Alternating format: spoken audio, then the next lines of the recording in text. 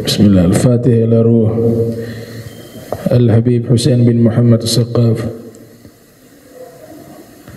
wa ila hadratin Nabi Muhammad sallallahu alaihi wasallam. Al-Fatihah. Bismillahirrahmanirrahim. Alhamdulillahi rabbil alamin arrahmanir rahim maliki yaumiddin. Iyyaka na'budu wa iyyaka nasta'in shiratal mustaqim shiratal ladzina an'amta 'alaihim maghdubi 'alaihim waladdallin amin. Tete Edi masih sakit? Tete Edi masih sakit? Masih. Al-Fatihah ila ruh wal jasad biniyati shifa wa suhaidi nafi bijahin nabi wa alin nabi wa liwas salihin. Al-Fatihah. Bismillahirrahmanirrahim. Alhamdulillahi rabbil alamin arrahmanir rahim maliki yaumiddin. Iyyaka na'budu wa iyyaka nasta'in ihdinas siratal mustaqim siratal ladzina an'amta 'alaihim ghairil maghdubi 'alaihim waladdallin amin. Bismillahirrahmanirrahim. Assalamualaikum warahmatullahi wabarakatuh. Innal hamdalillah nahmaduhu hamdan yaliku bi jamalih wa nasta'inuhu isti'anatan taliku bi kamalih wa nastahdihi hidayata man aqarra bi 'azamatihi wa jalalih. Thumma nusalli wa nusallim ala sayyidina Muhammadin wa alihi. Amma ba'du. Subhanaka la ilma lana illa ma 'allamtana innaka antal alimul hakim. Rabbi israh li sadri wa yassir li amri wahlul 'uqdatam min lisani yafqahu qawli wasaddid lisani wahdi qalbi bihaqqi sayyidina Muhammadin sallallahu alaihi wa alihi wasallam. Ya man huwa fi 'uluwihi kain, ya man huwa fi fili hamid, ya man huwa fi majdihi matin. Allahumma akrimna bi nuril fahmi wa akhrijna min zulmatil wahmi warzuqna fahman nabiyyin wa hifdzal mursalin wa ilhama malaikatil muqarrabin.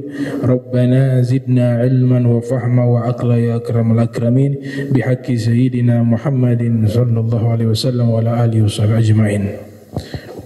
Alhamdulillah, puji syukur kehadirat Allah, salawat dan salam senantiasa kita curahkan kepada junjungan mulia Nabi kita tercinta Sayyiduna wa Maulana Muhammad sallallahu alaihi wa alihi wasallam beserta segenap keluarga beliau, sahabatnya dan umatnya. Qala muallif rahimahumullah, al-thaniyatu an-najasatul mukhaffafah. Sababu tasmiyati bil mukhaffafati li'anna syari'a khaffafa fi hukmiha wa hiya allati tatawaffaru fiha arba'atu syurut.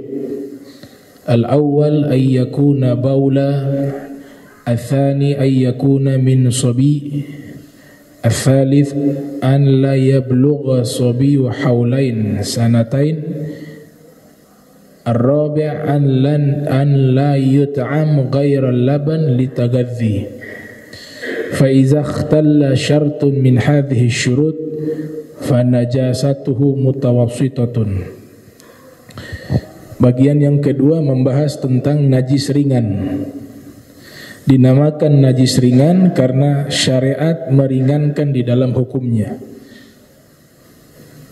Dan najis ringan ini harus memenuhi 4 syarat.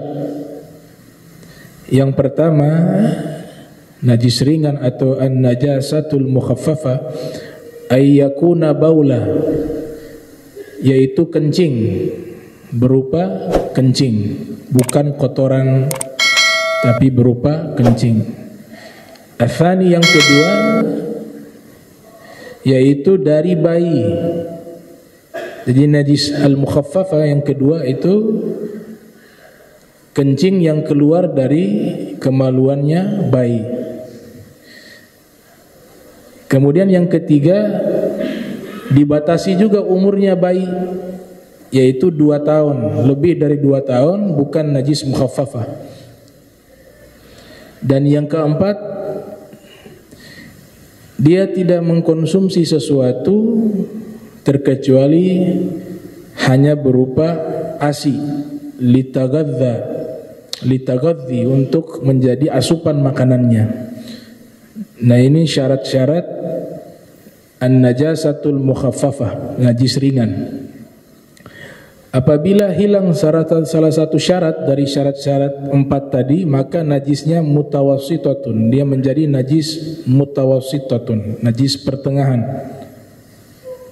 Kaifiyatu izalatiha, nah, cara menghilangkan najis ringan yaitu dipercikkan tathur birashil ma'i 'alaiha ma'a ghalabati, yaitu dipercikkan air di atas tempat terkena najis kencingnya bayi dengan syarat airnya lebih banyak dari kencingnya jika dipercikkan.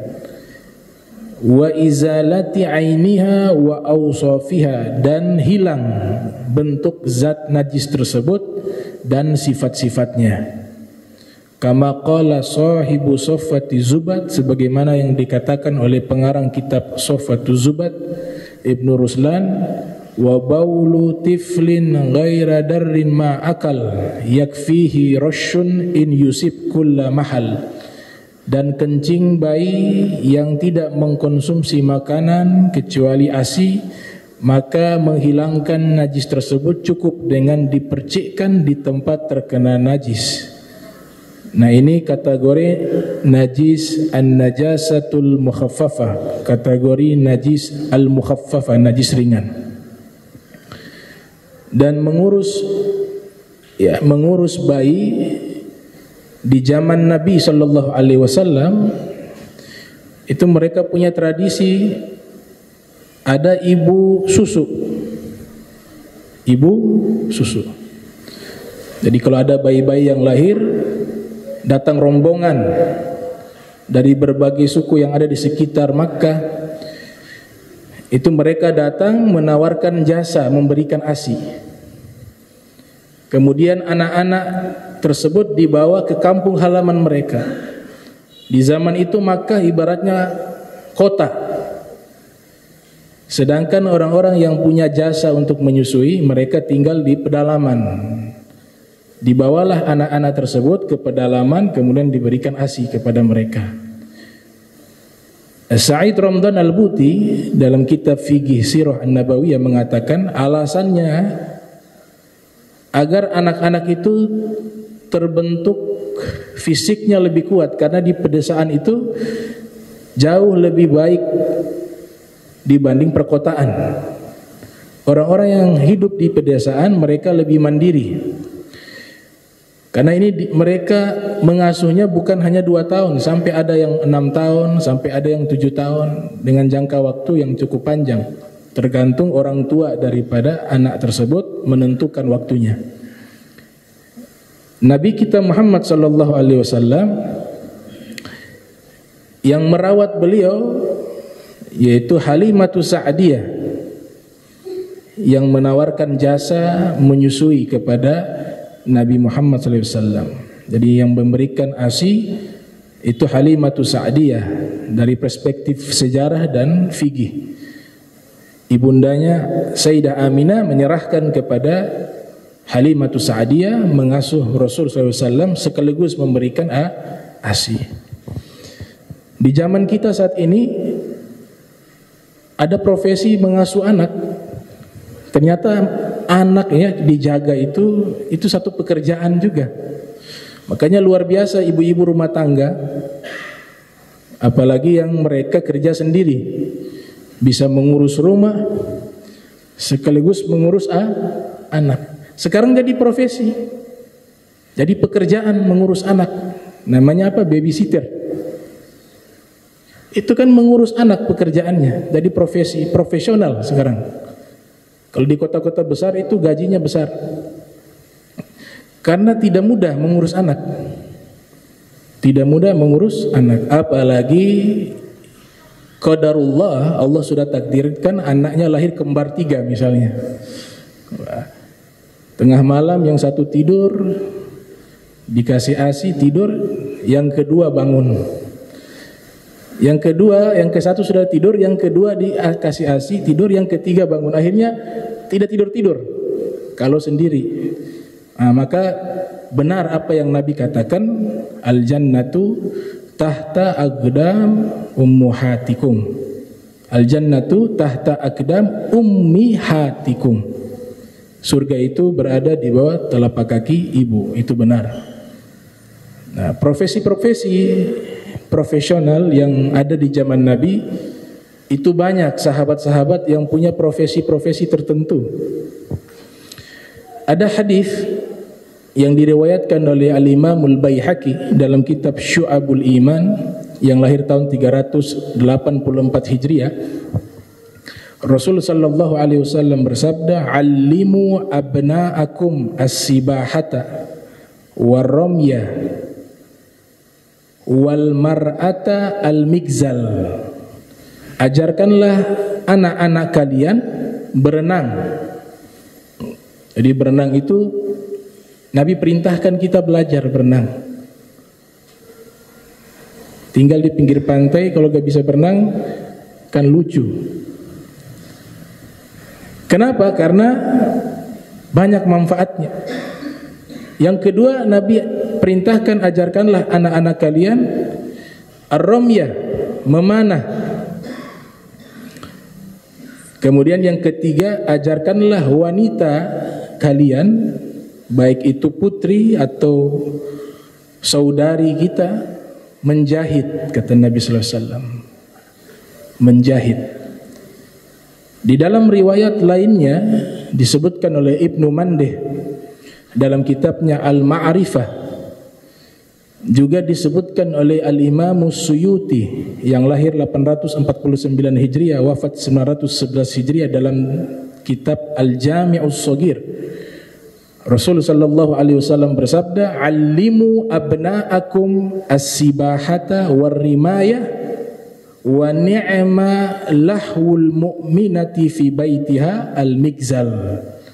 Nabi bersabda, ajarkanlah anak-anak kalian berenang dan memanah. Sebaik-baiknya hiburan wanita mukminah di dalam rumahnya adalah menjahit. Kayaknya orang-orang tua dulu-dulu, mereka di waktu sela-sela waktu yang kosong, mereka sambil menjahit. Ternyata ada hadisnya dari Nabi Muhammad sallallahu alaihi wasallam. Disebutkan dalam kitab Kanzul Ummal karya Syekh Al-Hindi, seorang ulama India, meriwayatkan Sayyidina Umar bin Khattab pernah menulis surat kepada ahli Syam yang perintahnya adalah "Allimu abna'akum", ajarkanlah anak-anak kalian as-sibahata, berenang, war-ramya, memanah, wal furusiyatah, dan menunggang kuda. Nah, ini yang dijadikan satu maqalah, ya, satu maqalah di kalangan para ulama, yaitu "Allimu auladakum", ajarkanlah anak-anak kalian as-sibahata, berenang, war-rimayata, memanah, war-rukubal khail, dan menunggang kuda. Ada seorang sahabat sangat mahir berenang, bahkan julukannya kapal. Nabi memberikan julukan kepadanya kapal, saking hebatnya berenang. Disebutkan oleh Ibnu Abdul Bar dalam kitabnya Al-Isti'ab, sahabat tersebut namanya Mihran. Nama aslinya Mihran, sebagaimana yang dinyatakan oleh Al-Imam Al-Waqidi. Namun yang terkenal di kalangan para sahabat, nama beliau adalah Safina. Itu julukan yang Nabi berikan kepadanya karena sangat mahir di dalam berenang. Safina, Safina artinya kapal. Artinya kapal. Di dalam kitabnya Ibnu Athir berjudul Al-Kamil, beliau menjelaskan sebab Mihran diberikan julukan oleh Nabi Safina, kapal. Itu disebutkan kurang lebih ada dua sebab. Yang pertama, beliau ini pernah menyelamatkan seorang sahabat yang tenggelam, tidak bisa berenang atau mungkin kecapean di satu sungai. Safina inilah yang menolong. Dia selamatkan seorang sahabat tersebut. Di riwayat yang kedua, Nabi kita Muhammad sallallahu alaihi wasallam beliau melakukan perjalanan dengan para sahabat. Di tengah perjalanan para sahabat ini kecapean memikul barang yang mereka bawa, mata'un. Akhirnya Nabi perintahkan kepada Safinah atau Mihran untuk membentangkan ridanya, kainnya. Kemudian diperintahkan seluruh barang sahabat diletakkan di atas kain tersebut, dibungkus. Kemudian ketika mereka menyeberangi sungai, Safinah yang membawa itu, Mihran. Nabi katakan, ihmil ma anta illa Safinah. Bawalah barang-barang ini, engkau adalah kapal, kata Nabi. Akhirnya dia pikul semua barang-barang muatan sahabat, dan dia mengatakan, seandainya 6 ekor unta muatannya itu saya mampu mengangkat. Ini masih ringan katanya, jadi kuat fisiknya. Maka di saat itulah Nabi memberikan gelar kepadanya Safinah, dan inilah yang populer di kalangan sahabat. Sampai di dalam kitab-kitab hadis disebutkan beliau Safina Maula Rasulillah. Safina Maula Rasulillah. Kalau Maula mantan budak. Budak yang sudah merdeka namanya Maula. Kalau masih budak namanya Abdun. Nah, ini profesi dikatakan oleh Dr. Usama Azhari.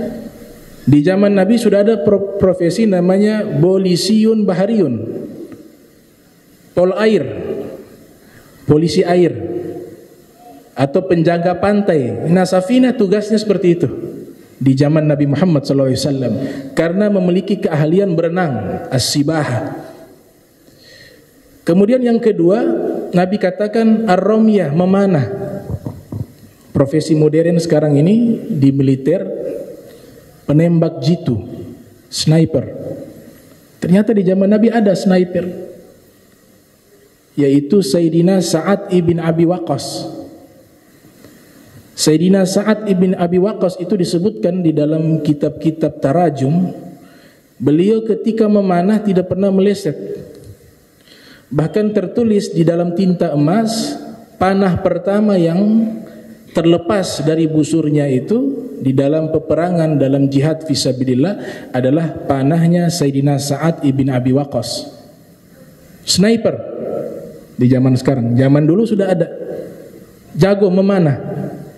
Hingga Nabi kita Muhammad SAW mengatakan, irmi ya Sa'ad, lepaskanlah tembakan panahmu wahai Sa'ad, kata Nabi SAW di dalam satu peperangan. Nah, Sayyidina Sa'ad ibn Abi Waqqas juga terkenal sahabat yang kaya raya, dan beliau juga terkenal dengan al-mustajab, ya, fid da'wah atau fid du'a, sangat mustajab doanya. Beliau punya doa mustajab. Pernah beliau datang menemui Nabi Muhammad sallallahu alaihi wasallam, kemudian meminta Nabi mendoakan beliau agar doa beliau mustajab. Tapi Nabi memberikan satu pendidikan. Salah satu cara doa kita mustajab itu adalah menjaga makanan yang masuk ke dalam tubuh kita, yang masuk ke dalam perut kita. Nabi katakan kepada Sayyidina Sa'ad ibn Abi Waqqas, atib mat'amak takun mustajaba da'wah. Perbaikilah makanan yang masuk di perutmu, pasti doa kamu mustajab, kata Rasul. Dan itu diamalkan oleh Sayyidina Sa'ad ibn Abi Waqqas. Akhirnya masyhur baina sahabah, terkenal di kalangan para sahabat. Beliau adalah seseorang yang doanya mustajab. Di dalam kitab Manaqib Al-Imamul Hasan wal Husain, ada kitab judulnya Manaqib Sibtain. Manaqib Sibtain Al-Hasan wal Husain, biografi sifat mulia Imam Hasan, Imam Husain. Di dalam kitab tersebut Sayyidina Sa'ad ibn Abi Waqqas sedang duduk dengan beberapa orang. Ternyata ada di antara orang-orang tersebut yang tidak menyukai Imam Ali bin Abi Thalib. Di tengah-tengah obrolan ada di antara mereka menjelek-jelekkan Sayyidina Ali bin Abi Thalib. Maka Sayyidina Sa'ad marah. Dia mengatakan, jangan kalian menjelekkan Imam Ali. Jangan kalian mencelanya. Saya hidup di zaman Nabi, Nabi sangat cinta kepadanya. Ternyata ada di antara mereka ini yang melawan Sa'ad ibn Abi Waqqas. Akhirnya tidak sengaja keluar dari lisan beliau, engkau celaka. Begitu. Kurang lebih ucapannya seperti itu. Engkau celaka. Halaka. Tidak lama ada kuda terlepas, kuda liar terlepas dari talinya. Ini kuda berlari masuk ke dalam tenda yang di dalamnya ada Sa'ad ibn Abi Waqqas dan orang yang mencela dan menghina Imam Ali. Dan kuda itu menginjak-injak orang itu sampai mati. Di waktu itu juga. Nah itu karena sebab lisannya ini didengar oleh Allah. Doanya itu didengar oleh Allah. Dibilang halak, celaka. Beliau sniper, ahli di dalam memanah. Kemudian yang ketiga kata Nabi, al-migzalah, menjahit. Ternyata disebutkan di dalam kitab Al-Isobah Fitami Sohaba karya Al-Hafiz Ahmad bin Ali Ibnu Hajar Al-Asqalani yang lahir pada tahun 773 Hijriah, wafat pada tahun 852 Hijriah. Ternyata di zaman Nabi ada desainer, ada penjahit, al-khayyatah, penjahit yang mahir. Bahkan baju dan kostumnya Nabi itu beliau yang mendesain, yaitu istri Nabi bernama Zainab bintu Jahsh. Itu jago menjahit. Beberapa pakaian Nabi SAW yang Nabi kenakan itu adalah hasil karyanya beliau. Desainer, penjahit, namanya Zainab bintu Jahsh. Kemudian di zaman Rasul sallallahu alaihi wasallam ada juga yang berprofesi di dunia medis. Ada dokter, ada perawat, ada bidan. Dokter dalam bahasa Arab at-tabib. At-tabib artinya dokter. At-tabibah dokter perempuan. At-tabib dokter laki-laki. Perawat al-mumarridah, perawat perempuan. Al-mumarrid, perawat laki-laki. Bidan bahasa Arabnya al-qabilah. Di zaman Nabi ada dokter, ada perawat, ada bidan juga ada, dan mereka sahabat-sahabat Rasul dan istri-istri Rasul. Dokter ternyata yang pakar di dalam dunia medis, pakar sebagai dokter di zaman Nabi itu istri beliau, As-Sayyidah Aisyah. Sayyidah Aisyah seorang pakar kedokteran. Pakar kedokteran. Al-Imam Abu Nuaim Al-Asbahani dalam kitabnya Hilyatul Auliya mengatakan, ketika mengutip riwayat dari Hisham ibn Urwah, mengatakan bahwa Sayyidatuna Aisyah menguasai banyak bidang ilmu. Ilmu fikih, ilmu ansab, ilmu tentang nasab, ilmu tarikh beliau kuasai, ilmu al-ghadiyah atau ilmu al-qada'ah, ilmu tentang hukum pidana perdata, ilmu tib, dan juga ilmu kedokteran. Ilmu kedokteran. Bahkan dikatakan ada 3 bidang ilmu yang dikuasai oleh Sayyidah Aisyah, yaitu ilmu fikih, ilmu syair, dan ilmu kedokteran. Ditanya kepada beliau, dari mana engkau belajar ilmu kedokteran? Beliau mengatakan banyak tamu-tamu yang datang mengunjungi Nabi Muhammad, itu mereka adalah para atibba, para dokter. Dan di saat mereka ngobrol, berbincang dengan Nabi tentang masalah kedokteran, saya itu dari balik tirai saya mendengar percakapan tersebut, kemudian saya hafal. Yang kedua, ilmu kedokteran itu beliau dapat dari Nabi Muhammad. Karena Rasulullah sallallahu alaihi wasallam juga banyak mengajarkan tentang masalah kesehatan, masalah obat alternatif, cara tidur yang sehat seperti apa, cara makan yang sehat seperti apa, semua Nabi ajarkan, termasuk ilmu medis. Makanya ilmuwan-ilmuwan yang menemukan ilmu kimia, Jabir bin Hayyan, ilmuwan-ilmuwan muslim yang menyusun ilmu kedokteran secara sistematis, Ibnu Sina, Az-Zakhrawi, mereka mengatakan di dalam mukaddimah kitab mereka, ilmu ini yang kami tulis tidak lain adalah ilmu dari Nabi Muhammad. Kami hanya melanjutkan apa yang telah diwariskan oleh beliau. Itu pernyataan Jabir bin Hayyan dalam kitab kimia. Kitab beliau berjudul Al-Kimiyah, Kitabul Kimiyah. Dan Sayyidah Aisyah ini pakar dalam bidang medis. Nabi ajarkan, ulama hadis mengumpulkan hadis-hadis yang berbicara tentang medis, kesehatan. Di antaranya Ibnul Qayyim, lahir 691 Hijriah, wafat 751 Hijriah. Beliau mengarang kitab berjudul At-Tib An-Nabawi, kedokteran Nabi, mengumpulkan hadis-hadis yang berkaitan tentang masalah kesehatan, resep-resep obat alternatif yang diajarkan oleh Nabi Muhammad sallallahu alaihi wasallam. Al-Imam Az-Zahabi juga memiliki karya berjudul At-Tib An-Nabawi, kedokteran Nabi, mengumpulkan tentang riwayat-riwayat yang dimana Nabi mengajarkan cara pengobatan alternatif. Jadi Nabi paham tentang masalah medis.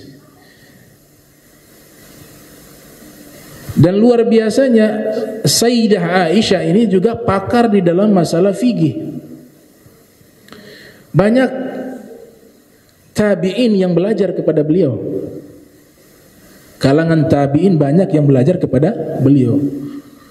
Sehingga Imam Zarkashi, Burhanuddin Az-Zarkashi, mengarang kitab yang isinya adalah jawaban-jawaban Sayyidatuna Aisyah menjawab pertanyaan para tabi'in, murid-muridnya, tentang berbagai masalah hukum agama Islam. Jadi satu kitab judulnya Al-Ijabah li iradi ma istadrakathu Aisyah ala sahabah, mengumpulkan penjelasan-penjelasan beliau tentang masalah fikih, tentang masalah faraid, dan masalah-masalah agama lainnya. Jadi beliau seorang wanita yang cerdas. Seorang wanita yang cerdas. Tidak mungkin Nabi memilih, itu keliru. Semua yang Nabi pilih itu tepat, karena tidak berdasarkan hawa nafsu, tapi berdasarkan wahyu dari Allah Subhanahu wa taala.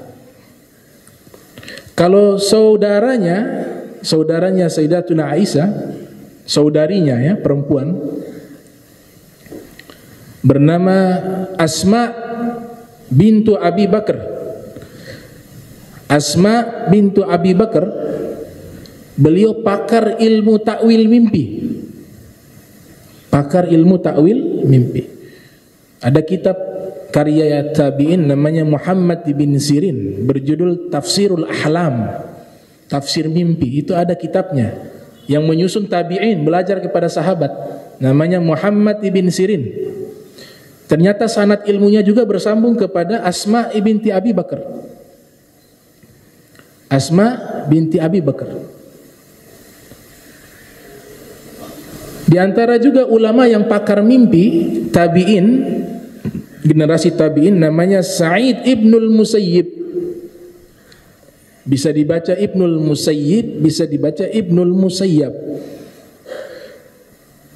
Beliau pakar di dalam mentakwil mimpi. Beliau adalah anak mantunya Abu Hurairah, menikah dengan putrinya Abi Hurairah. Abi Hurairah ketika Nabi masih hidup belum menikah, Nabi meninggal beliau menikah. Punya anak perempuan, menikah dengan Sa'id ibnul Musayyib.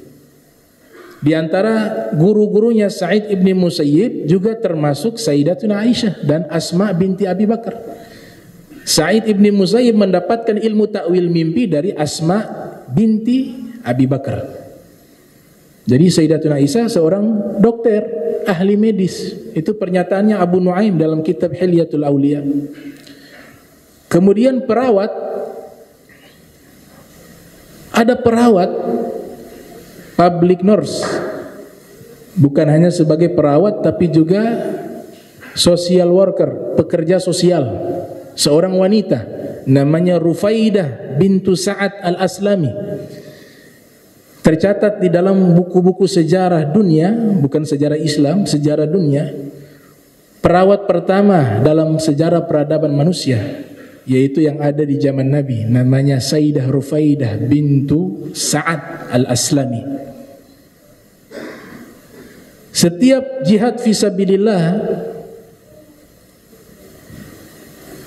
yang dimana Rasulullah SAW hadir dengan para sahabatnya, selalu Sayyidah Rufaidah minta izin kepada Nabi untuk ikut andil di dalam jihad fisabilillah, namun bukan memegang pedang, tapi memegang alat-alat kesehatan, alat medis. Nanti jika ada sahabat yang terluka di dalam peperangan, beliau mendidik murid-muridnya untuk ahli di dalam bidang medis untuk merawat sahabat-sahabat Nabi yang terluka. Namanya Rufaidah. Bahkan tenda darurat pertama kali dibuat oleh beliau. Kita lihat tenda-tenda darurat yang ada di rumah sakit. Nah, itu Sayyidah Rufaidah sudah buat di zaman Nabi. Di satu peperangan namanya Ghazwatul Khandaq, salah satu sahabat bernama Sa'ad ibn Mu'az terluka kena panah beracun. Beliau buat tenda darurat di luar masjid Nabi, Masjid Nabawi di luarnya. Di situ banyak sahabat yang terluka, beliau rawat. Namanya Sayyidah Rufaidah. Perawat ada di zaman Rasul.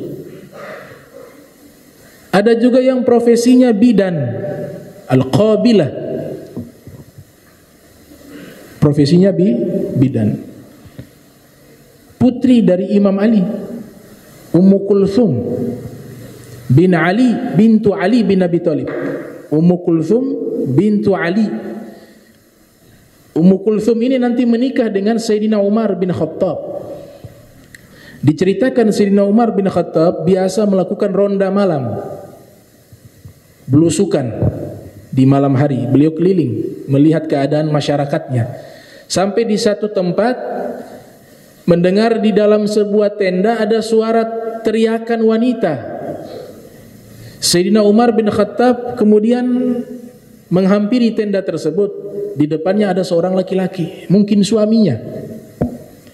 Kemudian Sayyidina Umar bertanya, ada apa nih di dalam tenda? Orang ini mengatakan, bukan urusanmu. Harusnya Amirul Mukminin. Waktu itu dia tidak mengenal nih Sayyidina Umar bin Khattab. Dan Sayyidina Umar menjabat sebagai khalifah pada waktu itu. Dia katakan, harusnya Amirul Mukminin itu memperhatikan rakyatnya. Ini istri saya, mau melahirkan, tidak ada yang menolongnya. Dia tidak tahu di depannya itu adalah Amirul Mukminin Sayyidina Umar bin Khattab. Maka Sayyidina Umar bin Khattab mengatakan, tunggu sebentar, saya bergegas ke rumah. Saya akan bantu persalinan istrimu. Beliau kembali ke rumah. Ambil itu makanan. Karena ini orang fakir, orang miskin. Kemudian Sayyidina Umar memanggil istrinya, Ummu Kulthum. Wahai Ummu Kulthum, engkau mau pahala besar tidak? Mau, wahai Amirul Mukminin. Sekarang ini ada wanita yang mau melahirkan, tidak ada yang menolongnya. Bagaimana, engkau mau bantu? Saya akan bantu, kata Ummu Kulthum. Malam ini juga saya akan pergi. Maka Sayyidina Umar dengan Ummu Kulthum pergi. Sayyidina Umar membawa makanan, Ummu Kulthum membawa perlengkapan untuk membantu proses persalinan. Sampailah di tenda tersebut, Ummu Kulthum masuk, Sayyidina Umar di luar. Ambil kayu, beliau masak sendiri itu makanan. Ini khalifah, pemimpin waktu itu. Bukan pemimpin satu negara. Kalau zaman sekarang sudah beberapa negara itu. Syam juga termasuk. Syam saja 4 negara. Libanon, Jordania, Palestina, Suriah. Itu beliau pemimpinnya waktu itu. Belum Mesir, Irak, Iran. Itu presidennya pada zaman itu Sayyidina Umar bin Khattab. Beliau masak. Ambil kayu bakar, masak itu makanan. Ambil itu wadah untuk buat masak, beliau masak makanan yang beliau bawa, yang masih mentah. Kemudian istri beliau Ummu Kulthum sedang membantu proses persalinan di dalam tenda. Sang suami ini menanti dengan harap-harap cemas di luar tenda. Tiba-tiba terdengar suara tangisan anak. Digendonglah anak yang baru lahir itu oleh Ummu Kulthum. Kemudian Ummu Kulthum mengatakan kepada Sayyidina Umar, "Ya Amiral Mukminin, kabarkanlah kepada kawanmu yang laki-laki ini, anaknya telah lahir, anaknya laki-laki." Nah, sang suami ini mendengar itu ucapan, "Ya Amirul Mukminin." Ini Amirul Mukminin? Iya. Hanya diminta maaf. Sayyidina Umar tidak apa-apa. Ini anak dikasih. Bidan Ummu Kulthum. Ada juga di zaman Nabi intel. Nah, polisi intel. Ada intel. Mata-mata. Namanya Huzaifah Al-Yamani. Huzaifah Al-Yamani, Al-Imam Al-Zahabi dalam kitab siarnya mengatakan, yang lahir 673 Hijriah, wafat 748 Hijriah, beliau punya julukan itu adalah Sahibu Sir Rasulillah. Orang yang memegang rahasia Rasulullah. Makna Sahibu Sir juga adalah mata-mata. Julukan yang lainnya Hafidhu Sir Rasulillah, orang yang menjaga rahasia Rasulullah. Al-Imam Al-Mizi dalam kitab Tahzibul Kamal fi Asma'ir Rijal menyatakan, kenapa beliau dijuluki dengan Sahibu Sir Rasulillah atau intelnya Rasulullah? Ada dua alasan.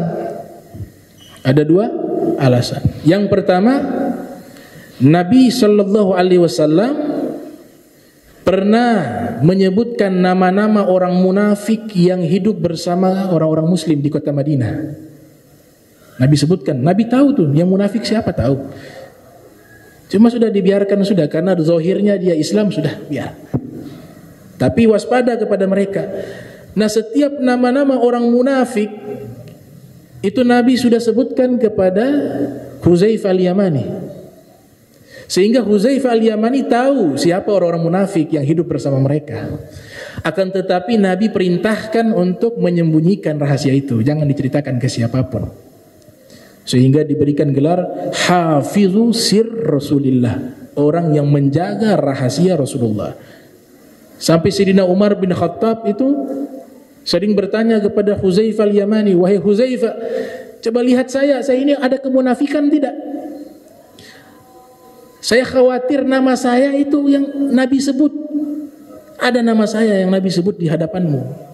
Kata Huzaifah, "Tidak ada, wahai Amirul Mukminin. Tidak ada." Itu alasan pertama. Jadi nama-nama orang munafik beliau tahu. Cuma Nabi memerintahkan jangan disebutkan, jangan diberitahukan kepada orang lain. Alasan kedua, bahwa sesungguhnya Huzaifah Al-Yamani ini punya firasat yang kuat. Punya firasat yang kuat. Jadi beliau itu bisa membedakan itu.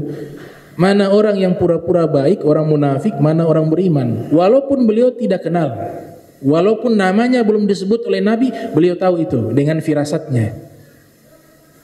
Sehingga dikatakan dalam hadis, ittaqu firasatal mu'min fa innahu yanzuru binurillah. Hati-hati dengan firasat orang beriman, karena sesungguhnya mereka melihat itu dengan cahaya Allah. Nah, Huzaifah Al-Yamani termasuk bagian itu.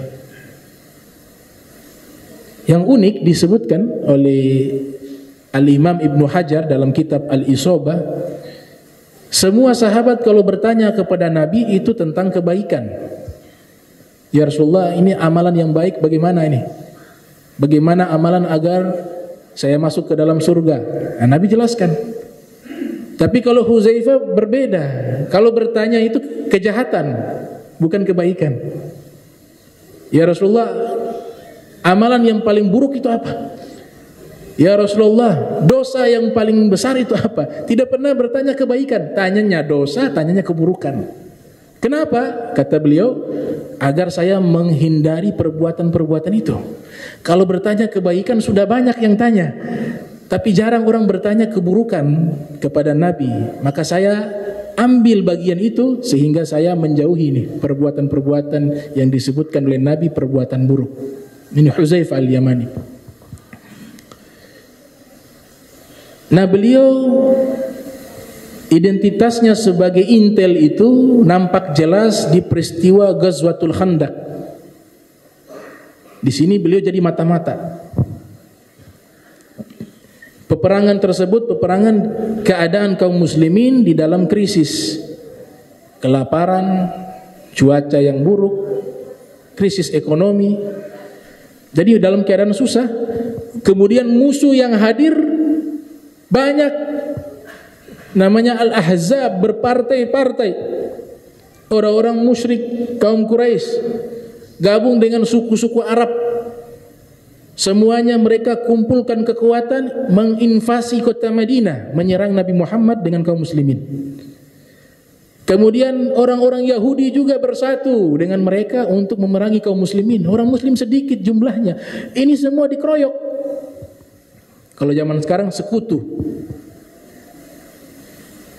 Tapi kalau Masya Allahu kan wa ma lam yasha' lam yakun, itu Afghanistan itu dikeroyok sama negara-negara besar.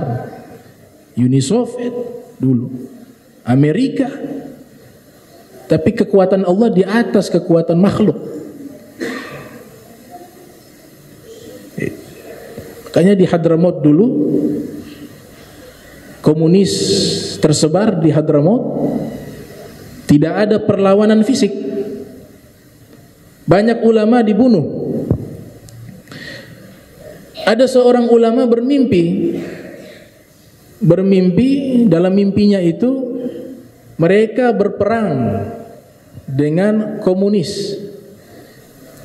Kemudian ulama ini bermimpi ada Nabi Khidir di dalam mimpi itu menggunakan senjata. Tapi yang anehnya Nabi Khidir itu di pihaknya komunis. Nabi Khidir di pihak komunis menembak senjata ke arah kaum muslimin. Itu mimpi yang aneh. Bangunlah ini ulama yang soleh. Dia pergi kepada salah seorang ulama yang ahli dalam bidang takwil mimpi, menceritakan, saya mimpi semalam seperti ini. Ini aneh, Nabi Khidir, saya mimpi Nabi Khidir alaihissalam, tapi Nabi Khidir di pihaknya komunis, menggunakan pakaian komunis, menggunakan senjatanya komunis, menembakkan ke arah, tidak secara langsung, ke arah kaum muslimin. Maka sang ahli takwil mimpi ini mengatakan alhamdulillah. Tidak lama lagi komunis, khususnya yang ada dari Uni Soviet, dari Rusia, mereka akan hilang dengan sendirinya. Maknanya apa? Itu Nabi Khidir, kalau kita perhatikan, kau perhatikan dalam mimpi tidak? Nabi Khidir tembaknya kemana? Ke arah kalian, persis kepada kalian, ataukah dia menembak ke atas? Tembak ke atas. Memang itu kaum muslimin, tapi Nabi Khidir tidak tembak mengarah langsung begini, tapi tembak ke atas. Itu isyaratnya nanti Nabi Khidir menghabiskan amunisi mereka sampai senjata mereka habis, dengan sendiri mereka akan pulang tanpa ada peperangan. Dan itu terbukti. Gak ada perlawanan fisik, komunis itu hilang dengan sendirinya di Hadramaut. Nah, di zaman Nabi peristiwa seperti ini terjadi. Orang-orang musyrik, suku-suku Arab yang menolak agama Islam dan orang Yahudi, mereka bersatu semua memerangi Nabi Muhammad dengan sahabatnya, dengan kaum muslimin di kota Madinah. Untung ada seorang jenius namanya Salman Al-Farisi. Salman Al-Farisi membuat satu usulan untuk menggali parit Khandaq, melingkari kota Madinah. Di belakang bukit, kemudian depan dibuat semacam khandaq, parit yang dalam untuk menghalangi musuh. Dan itu pertama kali terjadi di dalam sejarah peperangan di Jazirah Arab. Beliau Persia. Nah, waktu itu Nabi SAW meminta kepada para sahabat, yang para sahabat waktu itu mereka dalam keadaan krisis, baik ekonomi, kelaparan, cuaca yang ekstrim. kekurangan alat-alat perang, Nabi meminta kepada mereka semua yang hadir pada waktu itu, ayo salah satu di antara kalian pergilah memata-matai musuh kita. Siapa yang pergi saya doakan. Saya meminta kepada Allah, dia menemani saya di dalam surga. Itu hadiahnya. As'alullaha ayyakuna rafiqi fil jannah. Saya meminta kepada Allah, orang tersebut menjadi teman saya di surga, kata Nabi. Tapi semua waktu itu dalam keadaan mentalnya ini bukan main-main ini. Gabung semua nih, pasukannya jumlahnya jauh. Kaum muslimin menghadapi orang-orang musyrik Quraisy pada waktu itu saja, jumlahnya kaum Quraisy lebih banyak. Ini gabung dengan berbagai suku Arab, makanya namanya Al-Ahzab, partai-partai, kelompok-kelompok. Ditambah Yahudi yang ada di dalam, yang suatu saat berkhianat. Ghatafan, Bani Quraidah, ini orang Yahudi yang hidup di situ. Mereka juga mengambil momentum itu untuk menyerang kaum muslimin. Makanya gak ada yang berani itu. Mau bilang masuk surga tapi tidak ada yang angkat tangan. Nabi ulang lagi. Siapa yang mau jadi mata-mata, jadi intel, mencari tahu bagaimana kekuatan musuh dari orang-orang musyrik dan orang Yahudi, saya doakan dia menjadi teman saya di surga. Gak ada yang angkat tangan. Semuanya diam. Akhirnya Nabi yang pilih. Ditunjuklah Khuzaifah al-Yamani. Kalau Nabi pilih sudah. Kata beliau, sebenarnya saya berat waktu itu. Cuma karena Nabi yang pilih saya terpaksa. Terpaksa saya taati. Kata Nabi, coba kamu lihat keadaan musuh seperti apa. Nabi berdoa, ya Allah, lindungilah dia dari depan, dari belakang, dari kanan, dari kiri, dari atas, dari bawah. Setelah Nabi doakan, rasa cemas dan takutnya hilang. Karena mereka yakin doanya Rasul. Nabi katakan, ya Allah, berikanlah dia keamanan dan perlindungan dari atas, dari bawah, dari kanan, dari kiri, dari depan, dari belakang. Huzaifah pergi menjadi mata-mata, menjadi intel. Ketemu Abu Sufyan. Abu Sufyan mulai curiga, ini siapa ini? Huzaifah saat itu sendirian, semuanya musuh. Dia masuk di tengah-tengah musuh, cari informasi. Singkat daripada kisah, selamat. Dia kembali pulang dan mengabarkan berita ini kepada Nabi. Ini keadaan musuh seperti ini ya Rasulullah. Nabi tersenyum bahagia. Bahkan Nabi memeluknya, menutup dengan selendangnya Nabi Muhammad SAW. Nah ini intel di zaman Rasulullah SAW. Ada juga komandan militer di zaman Nabi, yaitu Sayyidina Khalid ibnul Walid. Sayyidina Khalid ibnul Walid, intel, tadi intel, ini komandan militer. Tertulis beberapa jenderal militer yang ketika memimpin peperangan tidak pernah kalah. Di antaranya Sayyidina Khalid ibn Walid, tidak pernah kalah ketika memimpin peperangan. Yang kedua itu orang Yunani itu. Orang Yunani itu yang pertama. Orang Yunani. Saya lupa namanya. Orang Yunani. Jenderal di kerajaan Yunani kuno. Itu tidak pernah kalah. Tidak pernah kalah.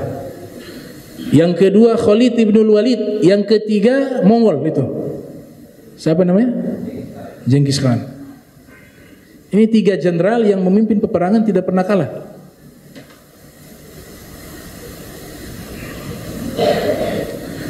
Nah Khalid ibnul Walid diceritakan di kitab biografi beliau. Ada kitab tarikh beliau, manaqib khusus Khalid ibnul Walid ada. Ternyata beliau ini memang keluarga kaya raya. Jadi orang tuanya itu tidak memerintahkan dia kerja. Tapi orang tuanya itu hanya memerintahkan dia sekolah militer. Zaman itu ada sekolah militer di Syam, itu Romawi. Bahkan beliau juga sekolah militer menggunakan siasat peperangan, beliau belajar cara taktik di dalam berperang itu sampai taktik peperangan Persia, Romawi itu beliau pelajari. Makanya beliau sekolah. Bukan hanya kuat fisik tapi juga akalnya cerdas. Nah itu asbabul wurud, Nabi katakan manusia itu dari seperti tambang, kata Nabi. An-nas kal ma'adin. Kalau mereka di masa jahiliyah pintar, mereka orang yang berakal di masa jahiliyah, maka di masa mereka Islam juga mereka orang yang pintar. Itu Nabi sedang berbicara kepada Khalid ibn al-Walid. Bahkan Nabi memberikan julukan pedangnya Allah, Saifun min suyufillah. Abu Hurairah riwayatkan hadis yang dinukilkan oleh Imam Tirmizi dalam sunannya, yang lahir pada tahun 209 Hijriah, wafat 279 Hijriah. Sayyidina Khalid bin Walid lewat di hadapan Nabi, kemudian Nabi bertanya kepada Abu Hurairah, itu siapa? Dan sahabat-sahabat yang hadir.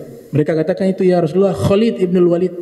Nabi mengatakan, ni'ma Abdullah Khalid ibn Walid, saifun min suyufillah. Sebaik-baiknya hamba Allah adalah Khalid ibn Walid. Dia adalah pedang dari pedang-pedangnya Allah Subhanahu wa taala, kata Nabi. Makanya julukannya Saifullah al-Maslulah. Saifullah al-Maslulah, pedang yang terhunus, pedang Allah yang terhunus. Sayyidina Umar bin Khattab juga mengangkat sebagai jenderalnya, komandan militer di masa beliau sebagai khalifah. Tapi habis itu beliau memecatnya, mengganti Sayyidina Sa'ad bin Abi Waqqas. Tapi Khalid bin Walid tidak meraju. Tetap dia berperang. Dia katakan, saya berperang bukan buat Umar bin Khattab. Saya berperang ini untuk Allah. Mau saya jenderal, saya prajurit biasa, tetap saya berjihad. Alasan Sayyidina Umar bin Khattab memecat beliau, karena beliau ketika memimpin peperangan itu banyak nyawa manusia terbunuh. Banyak nyawa manusia terbunuh. Sehingga alasan yang ini menjadi satu alasan Sayyidina Umar bin Khattab. Dan alasan yang kedua, Sayyidina Umar bin Khattab ingin mentarbiyah Khalid bin Walid dan mentarbiyah kaum muslimin bahwa kemenangan yang mereka raih dari peperangan itu bukan dari Khalid bin Walid tapi dari Allah. Karena mereka dalam hatinya sudah mulai condong bahwa ini kalau Khalid bin Walid yang pimpin kita menang. Hatinya mulai bergeser, tawakalnya, iktimatnya kepada makhluk. Maka digantilah jenderal yang baru, sehingga ini keyakinan jangan sampai tercemari bahwa yang menentukan kemenangan dan kekalahan di saat peperangan bukan Sayyidina Khalid bin Walid, tapi itu semua berkat izinnya Allah Subhanahu wa taala. Nah, ini jenderal. Di zaman Nabi juga ada pengusaha. Pengusaha sukses, muta'ahidun. Pengusaha, entrepreneur. Di antaranya yang paling kaya, pengusaha yang paling sukses, Sayyidina Abdurrahman bin Auf. Bahkan seorang doktor mengarang kitab berjudul Aghnal Aghniya As-Sahabati Abdurrahman bin Auf. Orang yang paling kaya di kalangan sahabat Nabi, Abdurrahman bin Auf. Kitab itu menjelaskan manhaj tijarah, cara berdagangnya beliau begini. Kemudian bagaimana beliau bersedekah, berinfak. Kemudian bagaimana cara beliau memanage berbisnis, berdiplomasi di dalam berbisnis, itu diajarkan semua dalam kitab itu. Namanya Aghnal Aghniya Sahabati Abdurrahman bin Auf, nama kitabnya. Karya seorang doktor, namanya Dr. Abdullah kalau tidak salah. Nah, Ibnu Hajar al-Asqalani dalam kitab Fathul Bari mengatakan kekayaan yang beliau tinggalkan ketika beliau meninggal dunia, ini kan ada khilaf di kalangan para ulama. Ibnu Katsir punya jumlahnya beda, Ibnu Hajar juga jumlahnya beda, kemudian Ibnu Athir juga jumlah kekayaan yang ditinggal juga beda, Al-Mizi juga demikian beda. Nah, tapi kesimpulannya itu triliunan harta yang ditinggal di zaman itu. Ada yang menyatakan 6 triliun lebih hartanya ketika Beliau meninggal, harta yang ditinggal 6 triliun lebih. Tapi yang luar biasanya sedekahnya itu lebih banyak dari harta yang ditinggal. Itu sedekahnya itu 14 triliun. Sedekah untuk dakwah Islam. Sedekah untuk dakwah Islam, untuk jihad fisabilillah. Itu beliau habiskan 14 triliun untuk sedekah. Bahkan beliau itu luar biasa, sahabat-sahabat yang sudah sepuh yang mengikuti perang Badar, beliau berikan tunjangan pensiun, dikasih setiap bulannya kepada mereka. Kaya tapi tidak lupa diri. Kaya yang membahagiakan dirinya dengan hartanya di dunia dan di akhirat. Ini pengusaha sukses. Luar biasanya beliau waktu hijrah dari Makkah ke Madinah, itu ketika beliau hijrah ke Madinah itu beliau punya harta semuanya ditinggal di Makkah.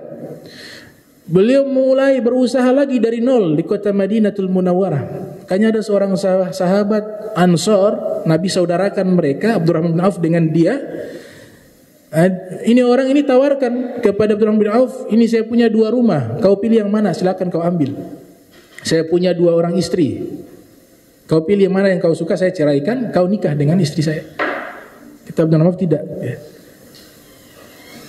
Ini saya punya uang, kau bisa ambil, saya kasih. Tidak. Saya hanya minta satu, wahai saudaraku, tunjukkan mana pasar. Di mana pasar? Ditunjukkan itu pasar. Kemudian dipinjam itu modal, berusaha jadi paling kaya di kota Madinah.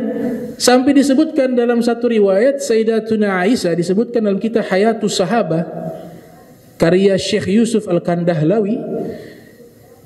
Itu Sayyidatuna Aisyah dengan Rasulullah waktu itu sedang di rumah mendengar ada suara langkah unta, ratusan unta, seperti suara gemuruh, sampai debu-debu pasir itu terangkat, semuanya keluar dari rumahnya. Ini apa yang terjadi nih? Ternyata dibilang itu rombongan dagangnya Abdurrahman bin Auf, hafilahnya, kaya raya. Beliau mengatakan, saya ini diberikan kemudahan oleh Allah mencari rizki. Seakan-akan saya kalau mau cari emas itu sisa mengangkat batu, itu ada emas di bawah. Angkat batu ada emas, angkat. Seperti itu Allah mudahkan. Pebisnis beliau. Dan beliau sahabat yang paling kaya di antara semua sahabat. Ada juga pebisnis Sayyidina Utsman bin Affan, juga pedagang, pebisnis sukses. Sejarah menulis dalam kitab Tarikhul Khulafa karya Imam Suyuti, perang Tabuk itu disebut Juyusul Usrah.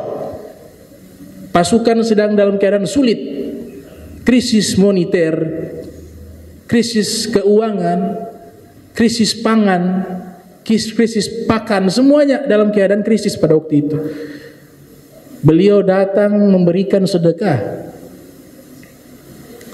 untuk pasukan tersebut kurang lebih 4,2 triliun atau 2,4, saya lupa tepatnya, 2,4 atau 4,2 triliun karena dikonversi ke rupiah kita harus hitung dinarnya. Yang pasti triliunan beliau sedekah waktu itu, dan beliau serahkan langsung kepada Nabi. Nabi katakan, ma darra Utsman ma amila ba'dal yaum. Sayyidina Utsman tidak akan terkena bahaya apapun dengan apa yang telah ia lakukan mulai hari ini dan seterusnya, kata Nabi sallallahu alaihi wasallam. Namun setelahnya Nabi dalam satu riwayat mengabarkan kepada Sayyidina Utsman bahwa engkau akan terbunuh secara zalim. Sayyidina Utsman sujud syukur, bukan takut, sujud syukur. Kenapa? Dapat gelar syahid fisabilillah, maqtula mazlumah. Qatalta ya kutilta mazlumah, kata Nabi. Kutilta mazlumah, engkau nanti terbunuh atau dibunuh dalam keadaan terzalimi, kata Rasul. Dan itu benar. Ketika beliau menjabat sebagai khalifah, beliau dibunuh dalam keadaan lagi sholat. tengah malam. Sayyidina Ali sudah memerintahkan Imam Hasan, Imam Husain menjaga rumahnya Sayyidina Utsman, tapi tetap dari pintu belakang mereka menerobos, para bugot, para pemberontak. Akhirnya Sayyidina Utsman yang sudah sepuh waktu itu dibunuh dalam keadaan ibadah, salat dan membaca Al-Quran dengan mushaf, karena beliau yang menjadikan Al-Quran menjadi satu mushaf, satu kitab, satu buku, kitab suci. Sampai saat ini namanya selalu ada di belakang mushaf, mushaf Utsmani, karena jasa beliau. Darah tertumpah persis di tengah-tengah Al-Quran, di surat Al-Kahfi, wal yatalattaf. Makanya kalau ada tanda merah, itu sebenarnya mengingatkan sejarah bahwa andil dari Sayyidina Utsman di dalam menghimpun Al-Quran menjadi satu mushaf. Kemudian beliau terbunuh juga dengan Al-Quran, dan darahnya tertumpah di tengah-tengah Al-Quran di kalimat wal yatalattaf. Dibuat tinta merah di situ, karena darahnya persis di situ. Darahnya Sayyidina Utsman bin Affan,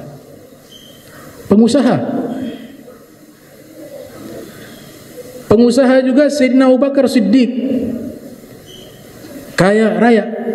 Di antara jasa beliau memerdekakan Bilal. Diceritakan oleh Syekh Yusuf Al-Kandahlawi dalam kitab Hayatus Sahabah, dalam satu peperangan Rasul sallallahu alaihi wasallam meminta untuk sahabat bersedekah dan berinfak. Sayyidina Umar bin Khattab datang membawa setengah hartanya. Ya Rasulullah, ini saya berikan kepadamu, sedekah saya untuk dakwah, untuk jihad fisabilillah, setengah dari hartaku. Dalam riwayat disebutkan Nabi bertanya, ma abqaita li ahlik, apa yang kau sisakan kepada keluargamu? Sayyidina Umar mengatakan, mithluh, setengah ya Rasulullah. Sedekahnya setengah harta beliau. Sayyidina Umar bin Khattab waktu itu sudah merasa senang, ini kayaknya ini sedekah yang paling banyak saya. Setengah harta dikasih. Mereka fastabiqul khairat, berlomba-lomba dalam kebaikan. Fabidzalika falyatanafasil mutanafisun. Allah Ta'ala berfirman, hendaklah dalam kebaikan kalian berlomba-lomba. Datang Sayyidina Abu Bakar Siddiq, ya Rasulullah, ini saya serahkan sedekah saya, infak saya kepada. Nabi bertanya, dan ada Sayyidina Umar waktu itu, wa ma abqaita li ahlik, kau sisakan apa untuk keluargamu di rumah? Ma abqaitu li ahli illallah wa rasuluh. Illallah wa rasulah. Tidaklah saya sisakan untuk keluarga kecuali Allah dan Rasul saja. Maknanya apa? Semua hartanya ya sedekahkan. Waktu Sayyidina Umar melihat kejadian itu, dia mengatakan, wallahi ma sabaqtu Abu Bakar Siddiq ila khairin qat illa sabaqani ilaihi. Demi Allah, saya tidak bisa mengalahkan Abu Bakar dalam kebaikan. Tiap kali saya coba mengalahkan dengan amal saya, pasti dia mengungguli saya dengan kebaikan tersebut. Pengusaha Sayyidina Abu Bakar Siddiq. Kemudian profesi sahabat lainnya, ilmuwan, ahli ibadah. Beliau ini seorang ilmuwan, seorang ahli ibadah, seorang guru, seorang jenderal, yaitu Imam Ali bin Abi Thalib.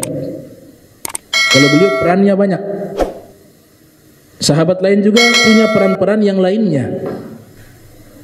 Tapi Imam Ali terkenal juga sebagai jenderal, komandan militer. Setiap kali duel tidak pernah kalah. Duel 1 lawan 1 tidak pernah kalah. Makanya yang membunuh Imam Ali itu sudah buat observasi, cari tahu kelemahan Imam Ali di mana. Karena dia tahu kalau berhadapan langsung pasti dia akan mati.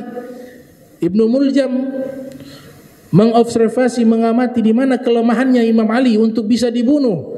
Kalau dalam keadaan terjaga dan sadar duel 1 lawan 1, saya akan binasa. Dia cari tahu kelemahannya. Ada kami dapat riwayat, tapi saya tidak temukan kitabnya. Saya belum temukan kitabnya, tapi saya dapat dari guru-guru saya. Mungkin ada yang mereka baca, saya belum tahu. Makanya ini riwayat dari guru. Guru kami pernah menjelaskan Ibnu Muljam uji coba. Kira-kira ini benar gak kelemahannya Imam Ali? Karena Imam Ali pernah mengatakan, saya itu ketika sholat, saya seakan-akan tidak berada di dunia. Hilang. Itu yang dimaksud, ya, lau kushifa majattu yakinan, lau kushifa al-ghita'u mazdattu yakina. Seandainya dibuka tabir,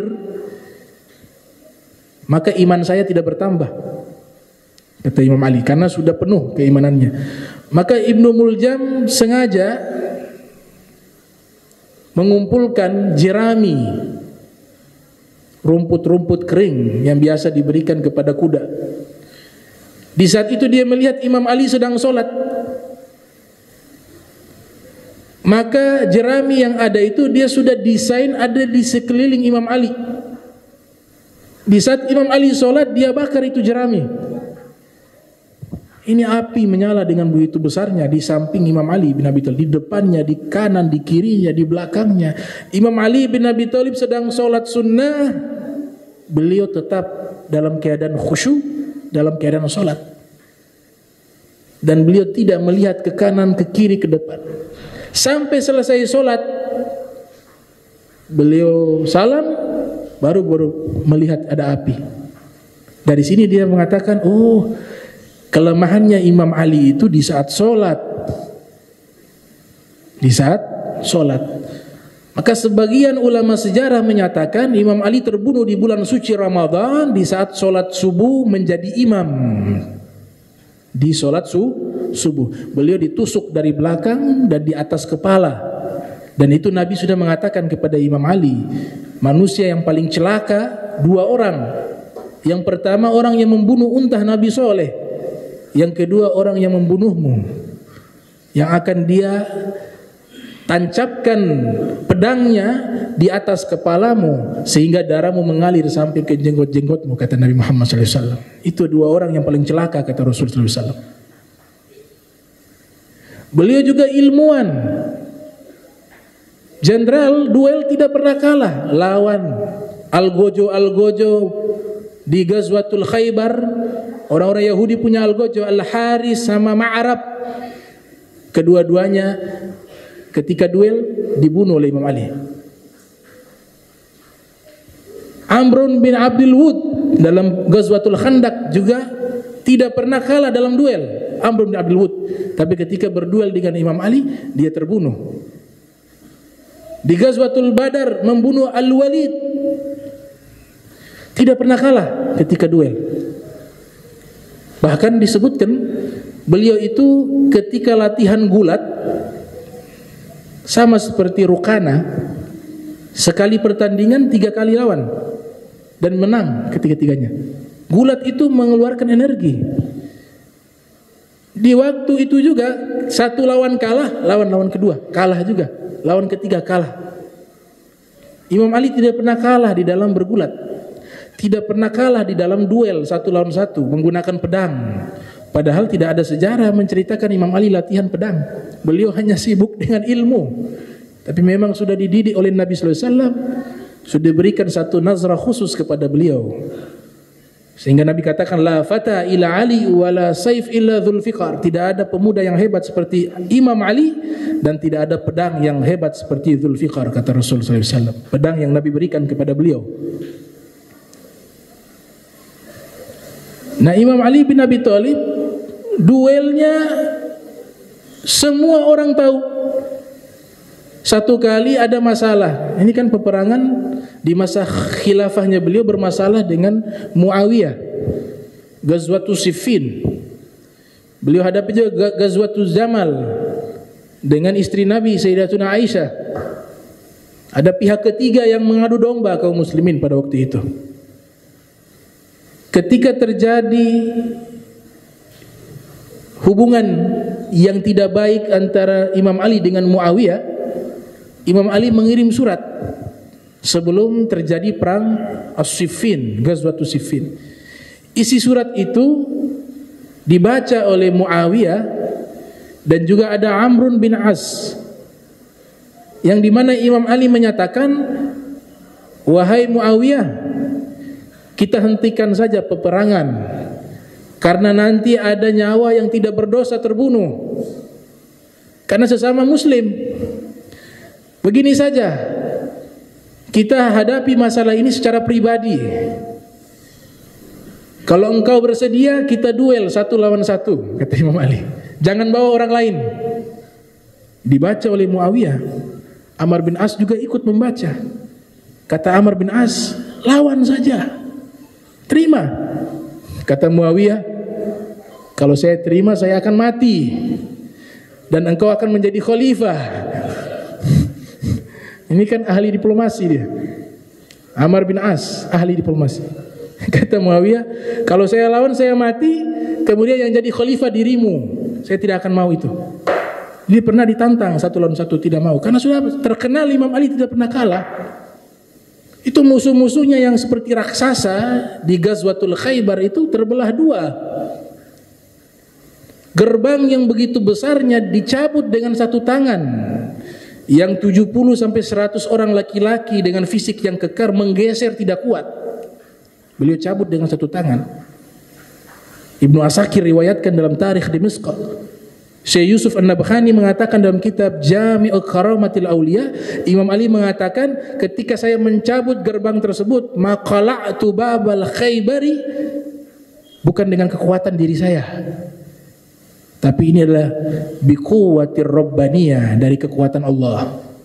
Dicabut 1 tangan, digeser, dilempar, itu gerbang yang begitu besar. Kaum muslimin 70 sampai 100 orang coba menggeser, tidak kuat. Bukan angkat, geser, tidak kuat. Imam Ali jadikan tameng itu gerbang dengan 1 tangannya. Itu kekuatan beliau. Kenapa bisa kuat? Nah, dulu saya cari tahu jawabannya. Kenapa Imam Ali dalam kitab sejarah, khususnya di perang Khaybar, bisa kuat seperti itu? Saya dapat dalam satu kitab namanya Zakhairul Uqba fi Manaqibi Dzawil Qurba, nama kitabnya. Ada beberapa orang terdekat Nabi Muhammad, Nabi itu memberikan makanan surga kepada mereka. Seperti istri beliau, Sayyidatuna Khadijah, dikasih makanan surga. Sebutkan dalam kitab tersebut, termasuk Imam Ali bin Abi Thalib. Makanan yang dibawa oleh malaikat Jibril diberikan makan kepada mereka, akhirnya menjadi kuat. Nah, ini Imam Ali bin Abi Thalib, seorang jenderal. Imam Ali juga seorang ahli ilmu, ilmuwan. Ibnu Arabi mengatakan ilmu para nabi, para rasul, semuanya itu Allah berikan kepada Nabi Muhammad. Dan ilmu Nabi Muhammad Nabi berikan kepada Imam Ali bin Abi Thalib. Karena Imam Ali mengatakan, Nabi ajarkan kepada saya 1000 ilmu. 1000 ilmu. Di setiap ilmunya cabangnya 1000. Nabi ajarkan kepada saya 1000 ilmu. Di setiap ilmunya cabangnya 1000 ilmu. Keluarlah pernyataan Nabi, ana madinatul ilmi wa aliyun babuha. Saya kotanya ilmu, Ali adalah gerbangnya ilmu. Ini hadis yang sahih, sebagaimana yang dinyatakan oleh Said Ahmad Al-Ghomari dalam kitab Fathul Malikil Ali, yang membahas kesohihan hadis tersebut. Tariqat-tariqat yang jumlahnya 300 lebih, at-tariqatu as-sufiyah, Nabi katakan dalam hadis yang diriwayatkan oleh Syekh Abdul Wahhab Asy-Sya'rani dalam kitabnya Al-Mizanul Kubra, Nabi bersabda, inna sari'ati ja'at ala 360 tariqah ma salaka ahadun minha tariqatan illa najah. Sesungguhnya syariatku akan datang dengan 360 tariqah, jalan menuju kepada Allah. Siapa yang menempuh satu jalan tersebut, maka dia akan selamat. Nah, semua tariqah itu kembali kepada Imam Ali bin Abi Thalib.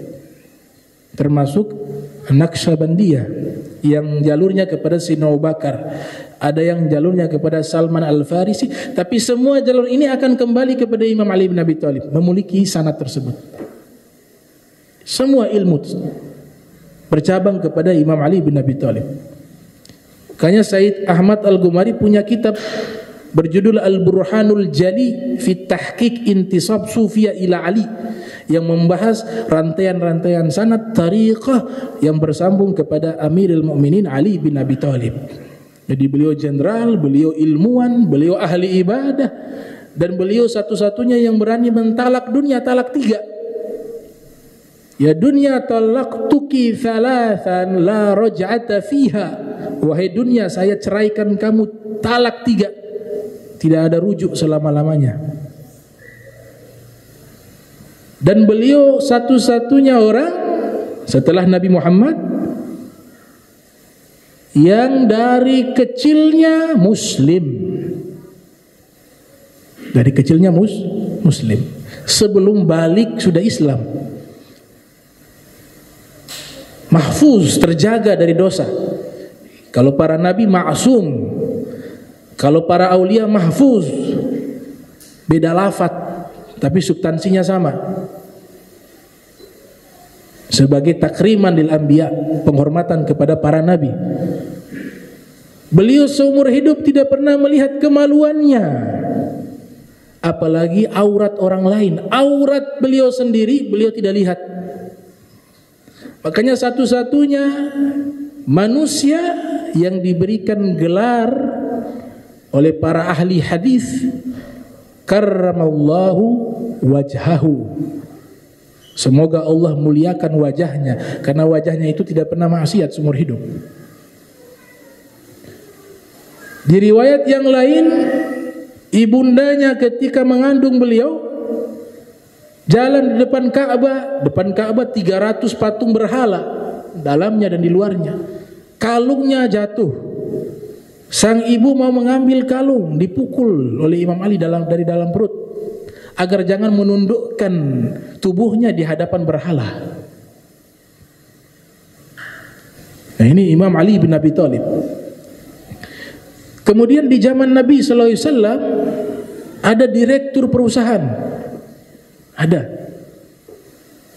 Sahibur Ra'sil Mal, pemegang modal dan punya PT, punya perusahaan di zaman Nabi, yaitu istrinya Nabi, Sayyidatuna Khadijah. Beliau mempekerjakan para laki-laki orang-orang Makkah. Itu diberikan modal, termasuk Nabi Muhammad. Tamwil itu modal diberikan. Mumawilah, beliau adalah pemegang saham dan modal. Kaya raya, bisa memanage perusahaan, jadi wanita paling kaya pada waktu itu. Itu istrinya Nabi Muhammad SAW. Di zaman Nabi juga ada ajudan Ibnu Mas'ud. Imam Zahabi memberikan julukan Sahibun Na'al, orang yang selalu memegang sendal Nabi. Nabi kemana-mana selalu ada di belakang Rasul. Ibnu Mas'ud, ketika Nabi melepaskan sendal, beliau yang mengambil sendal Nabi. Ketika Nabi keluar ingin berjalan, beliau letakkan sendal itu di hadapan Nabi. Beliau bagaikan ajudan di samping Nabi Muhammad SAW. Ibnu Mas'ud, tapi ajudan yang hafal Al-Quran, ajudan yang bacaan Al-Quran sudah mendapatkan legalitas dari Nabi. Kalau mau baca Al-Quran yang asli, cara bacanya ikut cara bacanya Ibnu Mas'ud, kata Nabi. Man qara Al-Quran gadda kama unzil falyaqra ala qiraati Ibni Ummi Abdillah, kata Nabi. Siapa yang ingin baca Al-Quran yang original, yang asli, yang benar semuanya sebagaimana yang Allah turunkan, maka ikutilah cara bacanya Ibnu Mas'ud, kata Rasulullah SAW. Di zaman Nabi ada khadim, asisten rumah tangga. Khadimnya Nabi siapa? Anas bin Malik.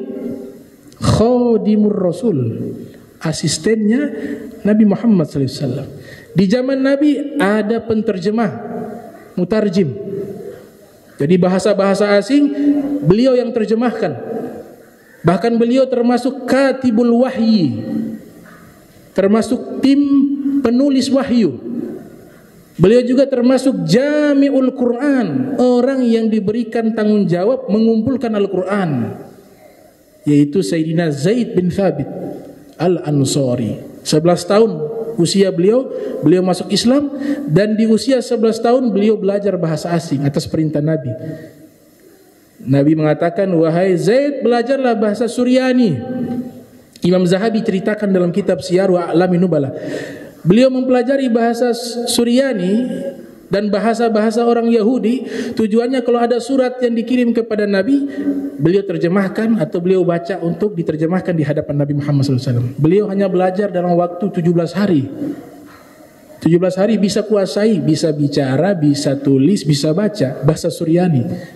Sebagian riwayat mengatakan 15 hari beliau kuasai itu.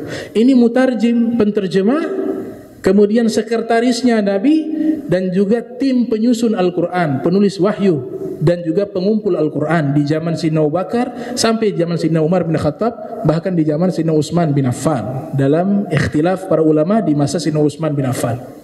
Tapi yang disahihkan oleh Imam Suyuti dalam kitab Al-Itqan, beliau adalah orang yang diberikan tugas menyusun dan menulis Al-Quran di masa Rasulullah, di masa Sayyidina Abu Bakar, di masa Sayyidina Umar bin Khattab. Itu yang disepakati oleh seluruh ulama.